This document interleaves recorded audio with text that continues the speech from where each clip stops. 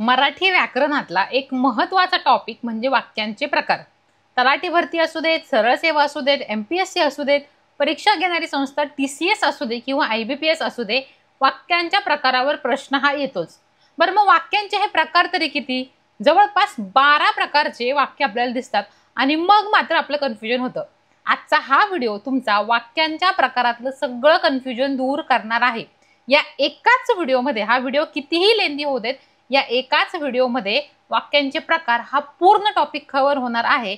आणि हा व्हिडिओ पाहिल्याच्या नंतर याच्यामध्ये मी माझ्या स्वतःच्या काही ट्रिक्स सांगितलेल्या आहेत।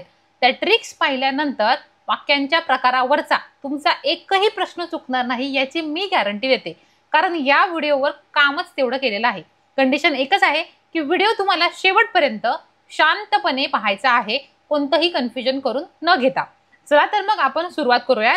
व्हिडिओच्या पूर्वी पुन्हा एकदा सांगते, हा